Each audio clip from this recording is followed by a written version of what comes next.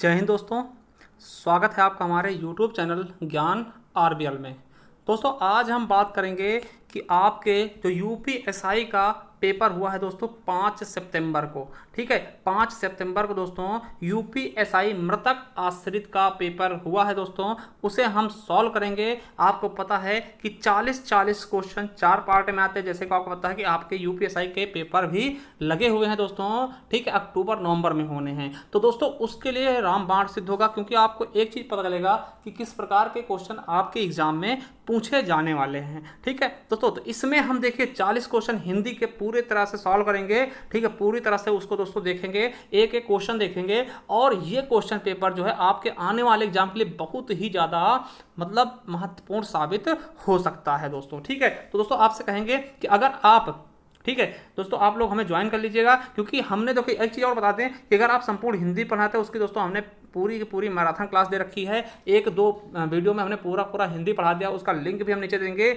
या फिर आप प्ले लिस्ट पर जाइए, वहाँ से आप उसको देख सकते हैं। वहाँ पर मिल जाएगा यूपीएसआई 2021 के नाम से पूरा प्ले लिस्ट। वहाँ पर मैराथन क्लास हमने पढ़ाई है, एक ही मैराथन क्लास 12 घंटे का हमने पूरा हिंदी साहित्य का इतिहास पढ़ा दिया है। ठीक है, और दोस्तों 2 मैराथन क्लासों में हमने संपूर्ण हिंदी भी समाप्त कर दी है। तो दोस्तों चलिए शुरू करते हैं इस पेपर को, थोड़ा सा देखते हैं। ये देखिए, ये पेपर का पहला पेज है, इसमें बताया गया है। देखिए थोड़ा सा हम जो मेन चीज़ है उनको देखेंगे कि 160 प्रश्न है, 120 मिनट निर्धारित किया 2 घंटे का। देखिए निगेटिव मार्किंग नहीं है, और प्रत्येक सही जवाब के लिए दोस्तों 2.5 नंबर दिए जाएंगे। कितने दोस्तों? 2.5 नंबर दिए जाएंगे। और दोस्तों देखिए कि इसकी अभ्यर्थी इसकी जांच कर ले कि प्रश्न में को टोटल 160 क्वेश्चन है या नहीं, मतलब कि आपको समझ में आना चाहिए कि निगेटिव मार्किंग नहीं है, 160 क्वेश्चन है। ठीक है, और कितने मिनट का समय है? 2 घंटे का समय है दोस्तों। ये मृतक आश्रित के हैं दोस्तों, क्या मृतक आश्रित के पेपर हैं दोस्तों। ठीक है, अगर आप कहते हैं तो इसके हम और भी पार्ट आपके लिए जरूर लेके आएंगे दोस्तों, और लाइक और शेयर जरूर करिएगा, क्योंकि इतनी अच्छे से दोस्तों आपको कराने वाले हैं पूरे के पूरे 40 क्वेश्चन। और ये जानिए कि अभी जो सितंबर चल ही रहा दोस्तों, और 5 सितंबर को ये पेपर हुए थे दोस्तों। ठीक है, 5 सितंबर को ये पेपर हुए थे दोस्तों, 5-6 सितंबर को जो भी हुए थे दोस्तों। चलिए शुरू करते हैं। पहला क्वेश्चन दोस्तों देखते हैं हिंदी के, हम पहला क्वेश्चन दोस्तों शुरू करते हैं। देखिए पहला क्वेश्चन क्या है? निम्नलिखित में से कौन सी तत्सम और तद्भव शब्द की जोड़ी है दोस्तों? कौन सी तत्सम और तद्भव शब्द की जोड़ी है मेरे दोस्तों, ये बताना है दोस्तों। ठीक है, गलत है। ठीक है, कौन सी जोड़ी क्या है? गलत है दोस्तों। तो कौन सी? देखिए क्षेत्र का खेत बिल्कुल सही है, उष्ट्र का ऊंट बिल्कुल सही है, और दधी मतलब दही होता है बिल्कुल सही, मगर घृत मतलब घाव नहीं होता दोस्तों। घृत मतलब क्या होता है? घी को हम बोलते हैं घृत, है ना। तो दोस्तों याद रखेंगे कि घृत मतलब क्या होता है? घी होता। तो यही शब्द हमारा तीसरा क्या हो जाएगा? बिल्कुल गलत हो जाएगा। चलिए अगला क्वेश्चन, दूसरा नंबर, निम्नलिखित में से कौन सा शब्द पुल्लिंग भेद की श्रेणी में आता है दोस्तों? पुल्लिंग कौन सा होता है? क्या पुल्लिंग कौन सा होता है दोस्तों? ठीक है, ममत्व दोस्तों। ठीक है, और देखिए घबराहट, सजावट और ममता। देखिए ममता होती है दोस्तों, ममता होती है। ठीक है, और दोस्तों घबराहट भी होती है, सजावट की जाती है। तो दोस्तों हमारा ये हो जाएगा बिल्कुल सही, ए ऑप्शन बिल्कुल राइट हो जाएगा। चलिए अगले क्वेश्चन पर बढ़ते हैं कि शिक्षक ने पाठ पढ़ाया, इस वाक्य में कारक, कौन सा कारक का चिन्ह प्रयोग हुआ दोस्तों? देखिए ने आया है तो कर्ता ने क्या हो जाएगा दोस्तों? कर्ता ने दोस्तों, हमारा बिल्कुल सही ऑप्शन से बी हो जाएगा, कर्ता ने दोस्तों हो जाएगा। ने आया, देखिए ने किसका होता है दोस्तों? कर्ता का होता है। ठीक है, चलिए अगले क्वेश्चन की तरफ बढ़ते हैं। चौथा क्वेश्चन क्या है आपका? चौथे क्वेश्चन की तरफ चलते हैं दोस्तों। चौथा क्वेश्चन क्या कह रहा है कि विनोद कुमार शुक्ल को किस उपन्यास पर साहित्य अकादमी पुरस्कार दिया गया है दोस्तों? क्या विनोद कुमार शुक्ल को दोस्तों किसके लिए दोस्तों साहित्य अकादमी पुरस्कार दिया गया है? तो आपको पहली चीज याद करना होगा कि साहित्य अकादमी पुरस्कार दोस्तों हमने सारे पुरस्कार पढ़ा दें, केवल एक वीडियो में बहुत सारे पुरस्कार हमने पढ़ाए, तो उन्हें जरूर देख लीजिएगा। ठीक दोस्तों, तो चलिए देखिए 1999 में दोस्तों इन्हें साहित्य अकादमी पुरस्कार दिया जाता है। किस रचना के लिए दोस्तों? तो याद रखेंगे, दीवार में एक खिड़की रहती थी। क्या? दीवार में एक खिड़की रहती थी के लिए। तो हमारा ए ऑप्शन बिल्कुल और बिल्कुल राइट हो जाएगा। चलिए अगले क्वेश्चन की तरफ बढ़ते हैं। पांचवा क्वेश्चन क्या है? दिए गए विकल्प में से, ठीक है, दिए गए वाक्यांश में से एक शब्द का चयन करिए दोस्तों जिसका कोई अर्थ ना हो। जिसका कोई अर्थ ना दोस्तों उसको क्या बोलते हैं? निरर्थक दोस्तों, आपको पता है। और देखिए इसका बिल्कुल सही, देखिए निरर्थक में कौन सा शब्द सही है तो दोस्तों बिल्कुल सही ए ऑप्शन हो जाएगा। ठीक है, जिसका कोई अर्थ ना हो उसको निरर्थक कहते हैं। और देखिए अगर क्वेश्चन आ जाए जिसका कोई अर्थ हो उसको क्या बोलेंगे? तो उसको हम सार्थक बोलते हैं। सार्थक शब्द और निरर्थक शब्द दोस्तों दोनों याद रखेंगे, तो हमारा बिल्कुल सही ए ऑप्शन हो जाएगा। चलिए छठा क्वेश्चन क्या है कि श्रृंगार रस निम्नलिखित में से किस नाम से जाना जाता है। दोस्तों श्रृंगार रस को हम क्या बोलते हैं, रसराज बोलते हैं। क्या दोस्तों, रसराज बोलते हैं, रसों का राजा कहते हैं श्रृंगार रस को। आपको पता है कि श्रृंगार रस के दो भेद होते हैं, कौन कौन सा, संयोग श्रृंगार रस और वियोग श्रृंगार रस। दोस्तों एक चीज और याद रखेंगे, अगर पूछता क्या ये श्रृंगार क्या सही लिखा दोस्तों, ये बिल्कुल गलत लिखा। श्रृंगार किस तरह शुद्ध लिखते हैं तो ये भी याद रखना दोस्तों, ये श्रृंगार का सही रूप होता, श्रृंगार इस तरह से सही लिखते हैं। तो ये शुद्ध वर्तनी भी आप सुधारिएगा, पेपर वालों ने मतलब इसको गलत लिखा है, गलत छापा। ठीक है, चलिए अगला क्वेश्चन देखते हैं। सातवां क्वेश्चन क्या है हमारा, क्या सातवां क्वेश्चन क्या है, निम्नलिखित में से कौन सा पुल्लिंग शब्द है दोस्तों, मिलान, उड़ान, पहचान या मुस्कान। दोस्तों मिलान, उड़ान, पहचान या फिर दोस्तों मिलान, उड़ान, पहचान या मुस्कान। दोस्तों इसमें कौन सा क्या है, पुल्लिंग शब्द है। दोस्तों समझिएगा, देखिए उड़ान होती है, उड़ान भरी जाती है ना, और दोस्तों पहचान की जाती है, मुस्कान होती है दोस्तों, और मिलान किया जाता है दोस्तों, मिलान किया जाता है दोस्तों। तो यही हमारा क्या है, पुल्लिंग शब्द हो जाएगा। चलिए अगले क्वेश्चन की तरफ बढ़ते हैं। निम्नलिखित में से कौन सा शब्द अर्थ की दृष्टि से गुरु शब्द से संबद्ध नहीं है। देखिए ये अनेकार्थी शब्द का क्वेश्चन आ चुका है। गुरु मीन्स क्या होता है दोस्तों, आचार्य होता है। क्या होता है दोस्तों, गुरु मीन्स क्या होता है, आचार्य होता है मेरे दोस्तों। बिल्कुल सही ऑप्शन हो जाएगा, गुरु मीन्स आचार्य होता है। ठीक है, बिल्कुल सही ऑप्शन हो जाएगा दोस्तों। अब देखिए अगला है पूज्य। देखिए पूज्य तो होते हैं, गुरु जी को पूज्य बोलते हैं दोस्तों, बिल्कुल सही हो जाएगा। और दोस्तों भारी, तो भारी भी बोलते दोस्तों, गुरु को शिक्षा, देखिए गुरु का क्या हो जाएगा, शिक्षा हो जाएगा, श्रेष्ठ हो जाएगा, भारी हो जाएगा, बड़ा हो जाएगा, पूज्य हो जाएगा, भार हो जाएगा, मगर अनेक नहीं होता दोस्तों। ठीक, अनेक नहीं होगा, तो अनेक बिल्कुल डी ऑप्शन का होगा, गलत हो जाएगा। चलिए नौवां क्वेश्चन देखते हैं। सबसे ज्यादा अक्षर किस भारतीय भाषा में है दोस्तों, बिल्कुल सही ऑप्शन इसका क्या होगा, सबसे ज्यादा अक्षर दोस्तों आपको बता दें आपकी जानकारी के लिए दोस्तों कि तमिल शब्द। देखिए तमिल शब्द में दोस्तों ऐसे देखिए अक्षर क्या है, 31 है दोस्तों। ठीक, अक्षर क्या है, 31 है, मगर इसमें संयुक्त अक्षर दोस्तों 216 है। क्या, जैसे संयुक्त अक्षर कौन सा होता है दोस्तों, आपको पता होगा छत्रंग व्यासरा, जैसे हिंदी में क्या संयुक्त अक्षर है, उसी प्रकार दोस्तों इसमें संयुक्त अक्षर कितने हैं, 216 है। अगर बात करते दोस्तों टोटल अक्षरों की तो 247 अक्षर हो जाते हैं, जो कि विश्व में सबसे बड़ी दोस्तों ये मतलब हो जाती है। ठीक, सबसे ज्यादा अक्षर उसमें हो जाते हैं किसमें दोस्तों, तमिल भाषा में। ठीक, तमिलनाडु में बोले जाते हैं। ठीक है, तो आप समझ जाएंगे होंगे सबसे बड़ी कौन सी, तमिल हो जाएगा। सी ऑप्शन बिल्कुल राइट हो जाएगा। अब देखिए कहा गया इनको चुनना है दोस्तों, इसमें से चुन करके क्या बोलना है, विकल्प को आपको बताना है कि हवा, देखिए प्रदूषण हवा, पानी और भूमि की भौतिक, रासायनिक या जैविक विशेषताओं में से एक अनैच्छिक परिवर्तन है जो मानव जीवन को, ऐच्छिक स्पीशीज को, औद्योगिक प्रक्रिया दोस्तों, उसके बाद देखते हैं क्या कहा गया है, को रहने की परिस्थितियों को, एक सांस्कृतिक पहलुओं को बुरी तरह से प्रभावित कर सकता है या करेगा, अथवा यह हमारे कच्चे पदार्थों की संपदा को, है ना, संपदा को व्यर्थ नष्ट कर देगा। प्रदूषण मुख्यतः भौतिक पदार्थों एवं अभौतिक पदार्थों के कारणों से हो सकता है दोस्तों। प्रदूषक के कारण हैं जो पर्यावरण को दूषित करते हैं, इनको कार्बनिक तथा अकार्बनिक प्रदूषकों एवं वर्गीकृत में किया जा सकता है। ठीक है, ये कई प्रकार के हो सकते हैं दोस्तों। एक उदाहरण द्वारा इसे स्पष्ट करें।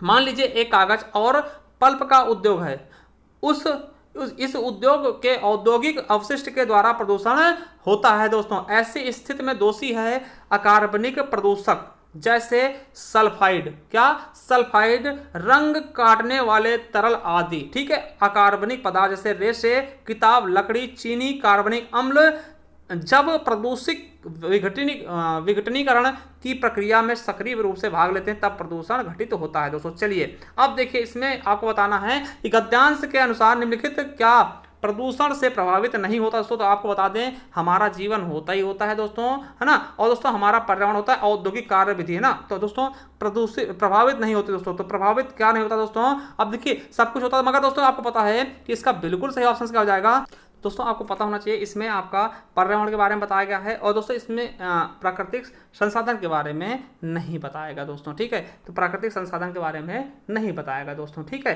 तो इसका दोस्तों बी ऑप्शन बिल्कुल राइट हो जाएगा। चलिए अगला है कि प्रस्तुत गद्यांश का मुख्य विषय क्या है दोस्तों। प्रस्तुत गद्यांश का मुख्य विषय क्या है, प्रदूषण और उसके बचाव, या प्रदूषण और उसके कारण, या प्रदूषण और उसकी महत्ता, या फिर प्रदूषण और उसकी मांग। दोस्तों आपको पता होगा कि इसमें प्रदूषण और उसके कारक के बारे में, कारण के बारे में बताएगा किस प्रकार से ये फैलता है। चलिए अगला क्वेश्चन देखते हैं दोस्तों। नेक्स्ट क्वेश्चन क्या, प्रदूषित करने वाले के लिए एक शब्द क्या होते हैं। देखिए जो प्रदूषित करते हैं दोस्तों उसको क्या बोलते हैं, दूषित।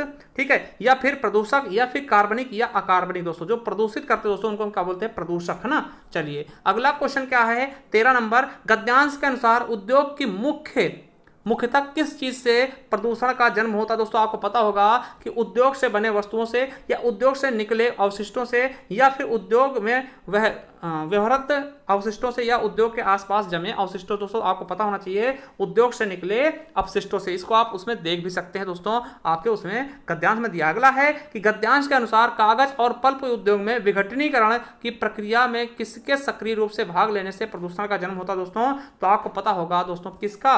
सल्फाइड का। क्या दोस्तों? सल्फाइड। आपको दिखा भी दें, यहाँ पे आपको बताया भी गया है पूरा का पूरा सल्फाइड से दोस्तों, ठीक है। तो एक एक चीज आपको दिखा दी, देखिए सल्फाइड, ठीक है। चलिए आगे देखते हैं।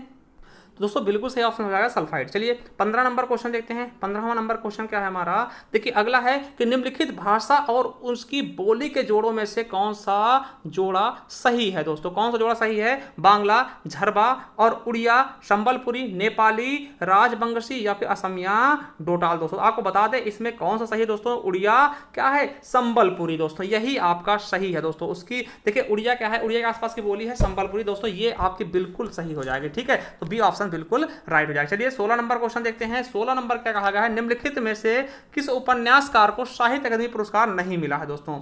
ठीक है, देखिए अगर हम बात करते हैं किसको नहीं मिला है दोस्तों, तो बिल्कुल आप याद रखिएगा राजेंद्र यादव जी को नहीं मिला है। अब इनको मिला किसके लिए मिला दोस्तों? गिरिराज किशोर को याद रखें, क्योंकि आपके आने वाले एसआई में पूछा सकता दोस्तों, ठीक है। तो गिरिराज किशोर को 1992 में दिया गया। किसके लिए दोस्तों? ढाई घर के लिए। किसके लिए दोस्तों? ढाई घर के लिए इन्हें दिया गया है दोस्तों, और ये मोस्ट इंपॉर्टेंट है। और दोस्तों गिरिराज किशोर को व्यास सम्मान भी दिया गया था, ठीक, पहला गिरमिटिया के लिए दोस्तों। क्यों बता रहे हैं? क्योंकि इनका हाल ही में मृत्यु हुआ था। हमने बहुत बार बताया था कि इनसे ये इंपॉर्टेंट दोस्तों, और इनका क्वेश्चन पूछ लिया गया, ठीक है। गिरिराज किशोर को मिला है दोस्तों 1992 में ढाई घर के लिए। इनकी रचना कौन सी? ढाई घर। वहीं शिव प्रसाद सिंह की बात करते हैं दोस्तों, तो शिव प्रसाद जी को मिला नीला चांद। क्या? नीला चांद इनकी रचना है दोस्तों, इंपॉर्टेंट है। नीला चांद 1990 में दिया गया शिव प्रसाद सिंह को दोस्तों।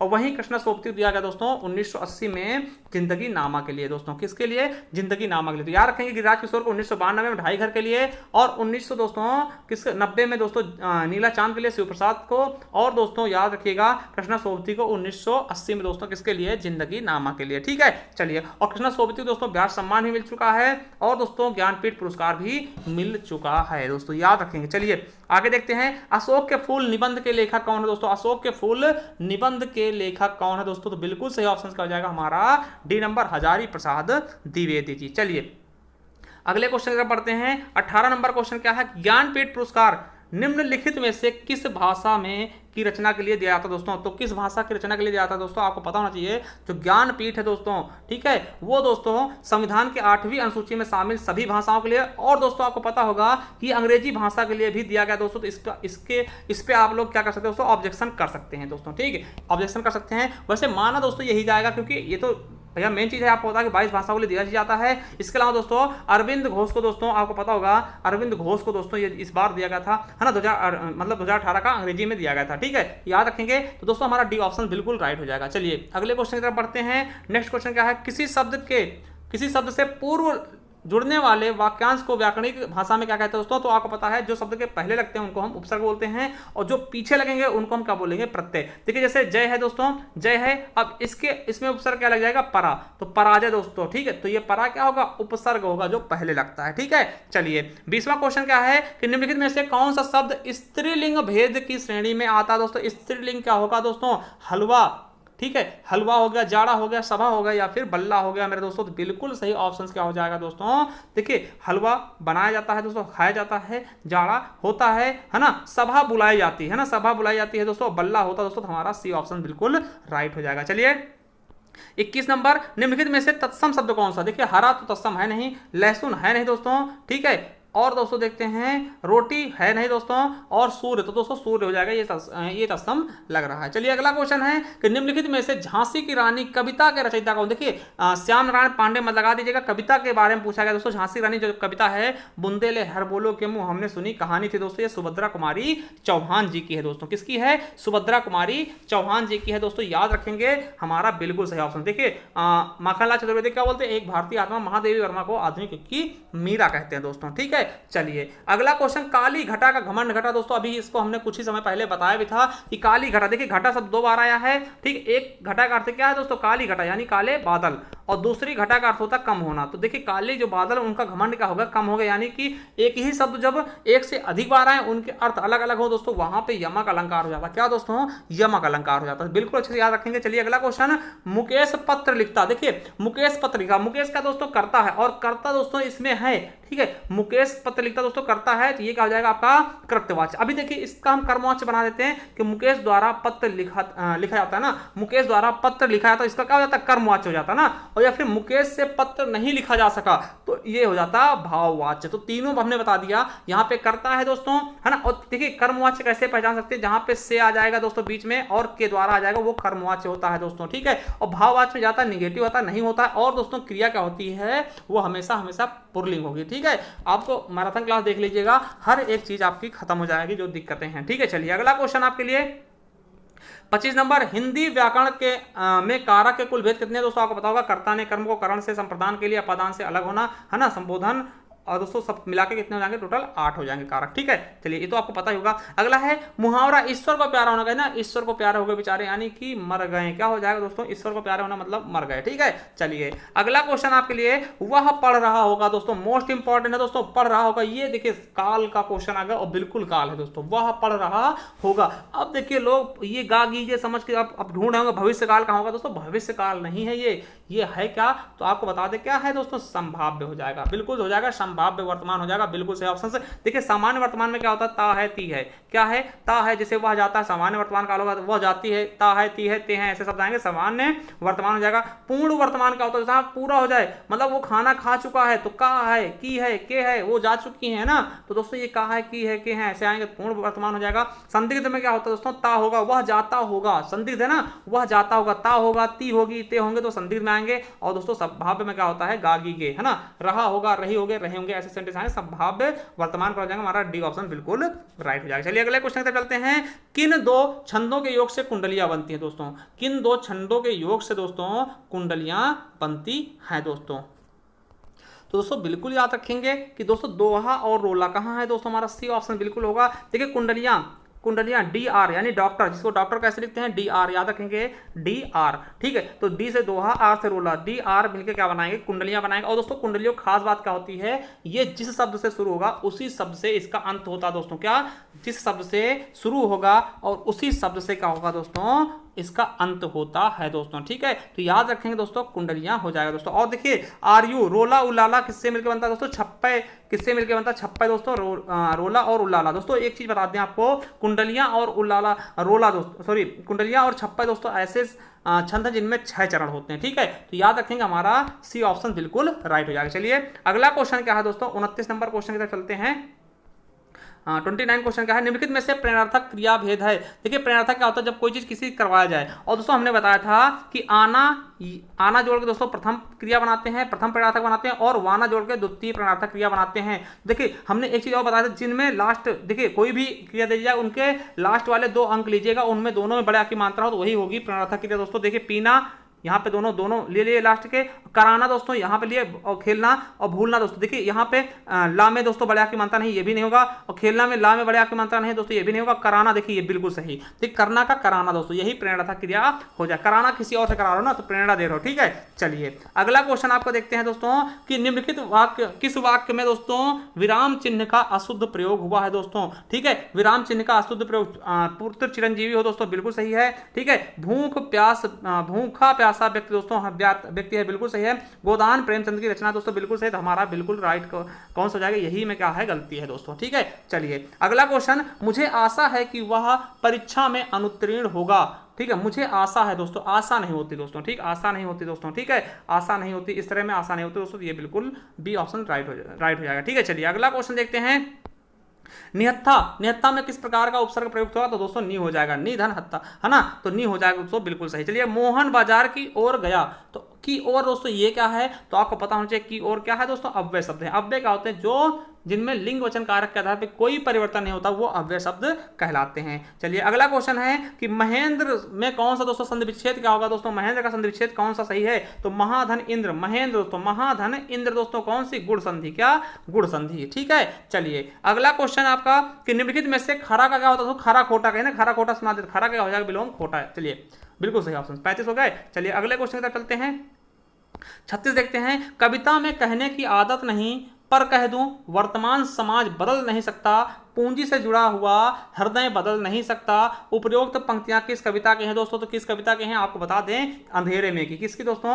अंधेरे में की है दोस्तों। ये बिल्कुल सही ऑप्शन हो जाएगा आपका। ठीक है, अब देखिए ये क्वेश्चन अंधेरे में की है, मगर दोस्तों है किसकी? तो ये अंधेरे में किसकी कविता है दोस्तों? किसकी कविता है? तो किसकी? गजानन माधव मुक्तिबोध की दोस्तों। याद रख दें, मुक्तिबोध की है ना। अब देखिए कल सुनना मुझे, ये किसकी रचना है? तो कल सुनना मुझे किसकी है? धूमिल की है दोस्तों, सुदामा पांडे धूमिल। और आपको बता दें इनको दोस्तों, इस रचना के लिए धूमिल जी को दोस्तों 1979 में दोस्तों इन्हें मरने के बाद दोस्तों, है ना, मरणोपरांत दोस्तों साहित्य अकादमी पुरस्कार दिया गया कल सुनना मुझे के लिए दोस्तों, धूमिल को। ठीक है, और संसद से सड़क तक ये भी धूमिल जी की है। और दोस्तों ब्रह्म राक्षस किसकी है? गजानन माधव मुक्तिबोध की। और अंधेरे में ये भी इन्हीं की है, मुक्तिबोध की। और इसका सही ऑप्शन अगर हम देखते हैं दोस्तों तो डी नंबर हो जाएगा। ठीक है, चलिए अगला क्वेश्चन, निम्नलिखित में से प्रचंड का पर्यायवाची शब्द नहीं है दोस्तों। तो अतितीव्र भी होता है दोस्तों, भीषण भी होता है, भयंकर भी होता है, और आपको पता होना चाहिए तीव्र, तीक्ष्ण, तेज, भयंकर, है ना, और खौफनाक, डरावना, ये सब होते हैं दोस्तों, मगर गर्वीला नहीं। तो गर्वीला मतलब गर्व करने वाला। ठीक है, चलिए अगला क्वेश्चन देखते हैं, हिंदी की कुल बोलियां कितनी दोस्तों? तो कितनी हैं? 18 हो जाएंगी बोलियां दोस्तों। हिंदी की टोटल बोलियां कितनी हो जाएंगी?